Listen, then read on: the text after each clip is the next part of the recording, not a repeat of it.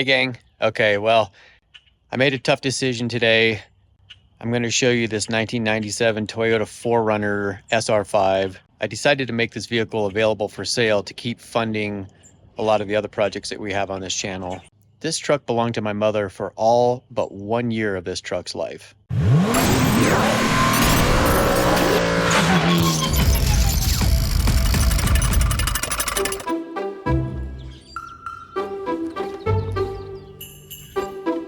This truck was garaged its entire life, so it's in really good shape. I did actually go as far as doing my typical 6-stage process to detail the exterior paint. And that includes starting with a clay bar, continuing on with a heavy polish, light polish, and a polish that doesn't have any grit in it. And then cleaning all that up with a product called Dodo Juice, which is like a pre-wax cleaner. So it cleans up all the residue that might be left over from the towel polish before you put your wax on. And then there's your final wax that goes on top of that. In this case, this is the Carnauba wax. I've polished all the chrome and all the stainless. Really? You again? And all of the body plastic is all reconditioned as well. I have this stuff I really like. It's called Back to Black. It seems to do a very, very good job to keep this stuff all well conditioned. So this push guard has been on here for its entirety. It even comes equipped with these deer whistles that have done their job to keep deer away from the front of this thing. It's never been in an accident.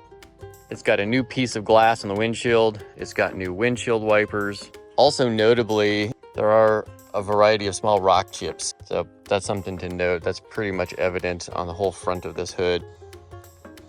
This one has 275,000 miles on it. It's been a good runner for a long time. It's got the electronic rear differential lock in it. Automatic transmission, 4-wheel drive. This one's equipped with an overdrive button. It also has a special switch for changing the transmission Shifting points. so you can elect to have more of an economic experience for fuel mileage. Or it will shift with more of a power profile. Everything is really clean. This is what's called Moon Mist Gray. It's a fairly highly sought after color for the interiors of these trucks. A lot of them were tan colored. I did actually put brand new floor mats in here. In fact, I still have a tag on them. The driver's side needed to be replaced because it was worn out and you can't find the original Moon Mist gray colored mats. There's even a hole that was worn into the carpet, unfortunately. The interior's all been cleaned as well. I've removed all the plastic of the interior, machine cleaned the carpets and the seats. It's got a moonroof, sunroof. It has the ability to tilt or slide open the glass in the roof. It has the built-in Toyota security system with keyless entry, and it comes equipped with a key fob. It's got the ability to roll up and down the rear window. This even has the CD and tape deck combination, which was popular back in the day. Same goes in the rear.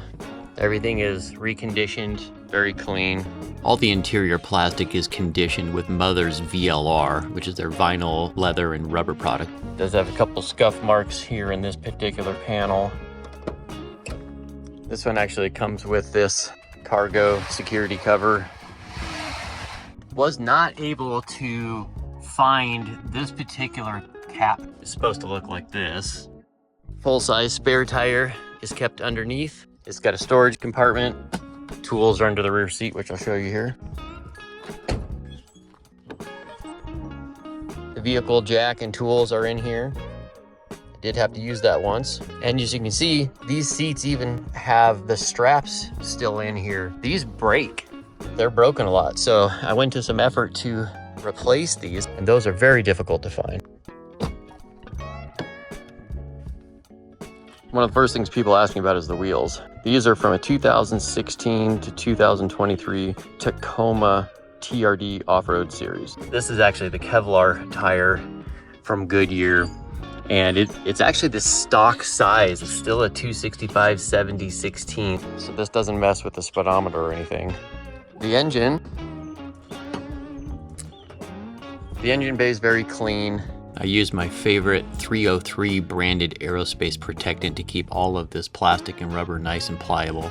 I also performed what they call a top-end engine cleaning. It's basically a process of spraying a detergent. In this case, I used Seafoam, and you spray it in through the entire intake system, and it goes in and it cleans out stuff that might be collecting in the intake manifold, in the combustion chambers, including intake valves, exhaust valves, piston rings, etc. This is a higher mileage engine, so a cleaning like that is reasonable. I've compression tested this engine to get an idea what the overall engine health is like. All the cylinders were representing between 165 and 175 psi, which is considered very good. And this vehicle passed emissions with flying colors and is available for registration in the state of Colorado. Recent maintenance includes an entire timing belt service. That includes the water pump, the timing belt, the thermostat, the cam seals, The crankshaft seal. even the cam seals that are actually located at the back of the cylinder heads have been changed. All of the appropriate timing belt pulleys and the timing belt tensioner was replaced. The PCV valve has been changed. New spark plug wires, new spark plugs. Battery was replaced about 2 years ago.